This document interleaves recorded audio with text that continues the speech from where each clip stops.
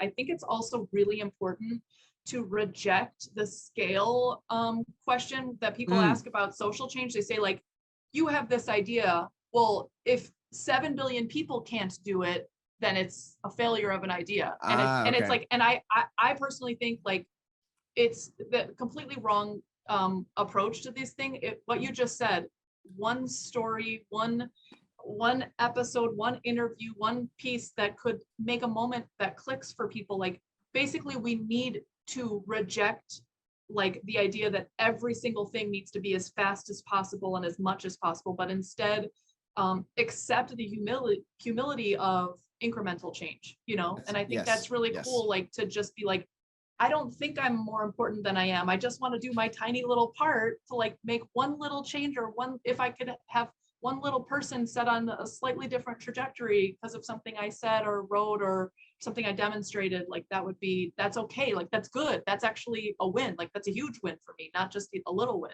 you know? Yeah. And I've been a part of that other side too, plenty of times. And through maturity, as you said, like now we're getting to this like slow burn, you know, really building foundations of networks rather than trying to change things. And I think not to get too cliche with the African proverb, but it's like, you know, if you want to go fast, go alone. But if you want to go far, go together. You know what I mean? That. It's like, so it's a very interesting way to kind of just to prime your mind. And I guess the easiest way to do that now is you were just talking about fast and efficiency and all these other things that, you know, is part of this meta modern world. And so let's talk about someone that maybe changed our perspective on that, or at least been a big influence in me in the last year of Resettling America and some other books is Wendell Berry. So he's been a huge part of like this technological pessimism. If you really want to get to Luddism, you know, we'll talk about the differences of that. But really for me, it was like a technological, you know, realism, you know, taking the best,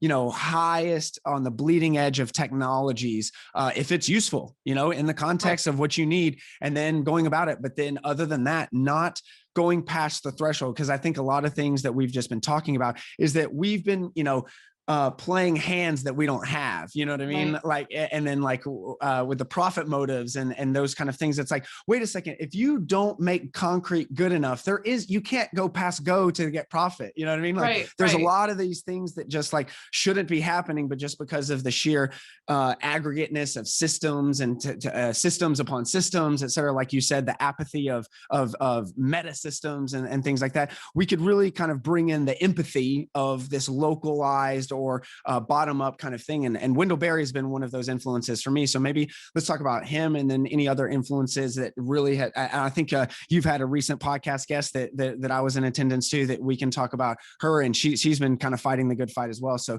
maybe let's talk about some of those influences that really are trying to bring us back down to earth, you know? Yeah. So basically, like, I think in general, this is weird, but I think that like the Enlightenment, it goes back to the Enlightenment, which just basically says, you know, our brains are so big and smart that we can control everything and know everything, you know, and all it takes is us to invent our way out of problems. And so it's really just a matter of, it's a problem the human brain can solve, and we can basically solve our way out of basic human conundrums like death, you know, like these literally kinds of nothing, no subject is off, you know what I mean? Which in some way as a human, I'm like, okay, yeah, hell yeah, we're humans, like fuck it, you know, but in another way, it's like, again, theory to practice. So right, exactly. And I think what happens though, is that you think it's just, you know, the human brain solving everything through science, but what's actually happening is that you're just externalizing costs.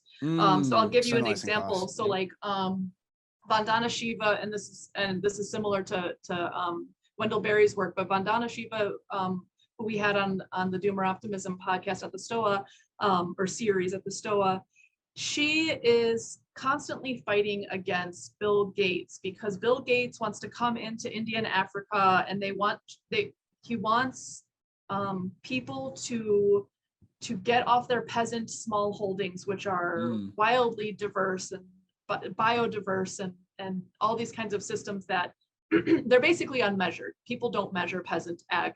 And a lot of times it's because, for example, they'll have a small garden. It's not standardized practices. They're doing everything different according to their own land and their own culture and all this stuff.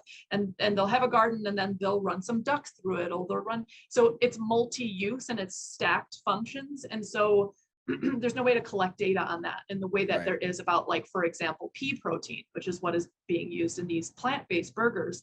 And so they'll say, like, plant-based burgers with pea protein and monocropped fields and chemical fertilizers and pesticides that are patented by corporations and require giant machines is more sustainable than what these peasants are doing.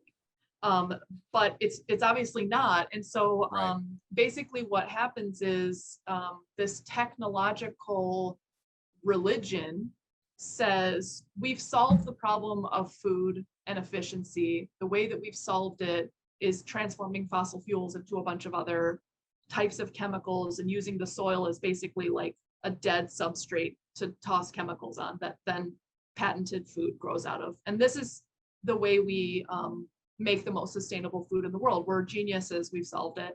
But it actually doesn't do any of those things. And the yields have gone down, all sorts of farmer suicides and all this sort of bad outcomes. But it's just externalized to the view of a lot of the policymakers. You know, you just sort of think, oh, this is great, the data suggests this.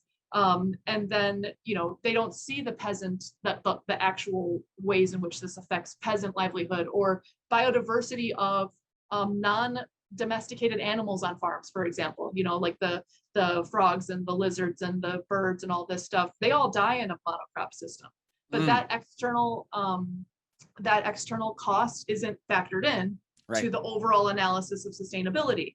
And so basically, yeah, I think, like, if you draw this stark contrast like that, you can see it so clearly. But I think people just sort of get they get blinded by the promise of science and technology. You know, they get blinded by the potential and the story that humans are so amazing that we can invent our way out of these fundamental problems, which the problem is, you know, you just have to work. You have to do more work. A lot of people have to do more actual work. It's hard work, but it's also fulfilling work. And you can't really just make, you know, like robot slaves do all of these things. There's external costs for all of that.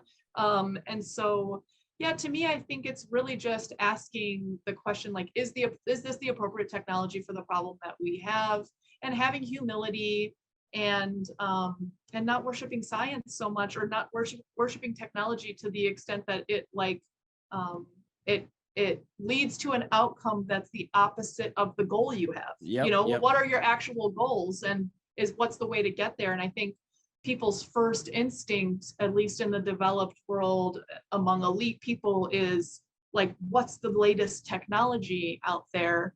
And to me, that's sort of like this outgrowth of the Enlightenment, where, you know, religion is on the decline and Enlightenment thinking is on the rise. And the Enlightenment thinking more or less goes, we can solve this with our giant brains, and we should just basically worship ourselves and our own creations because we've solved all these problems. But I think, you know, that is really dangerous thinking for just a lot of other people in the planet. And so I think just like also recognizing that that is a belief system too. People say, like, trust the science, or like believe in technology or whatever. I'm like, I love the scientific method. I'm a scientist. What you're saying is religion. Literally, I mean, what you're saying a lot of times is literally religion. I mean, I'll say some scientific study that you are citing has been retracted, and that's how science works. They have to retract some things because of their methodology, and they'll say, like, no, and, like, you know, it's just. Well, yeah, I mean, it's like you say, hey, well, show me your work and stuff like that, and then they show their work, and it's not exactly the same thing, and it's like, wait a second, you're advocating this very, very. I would imagine, you know, you're very intense about this,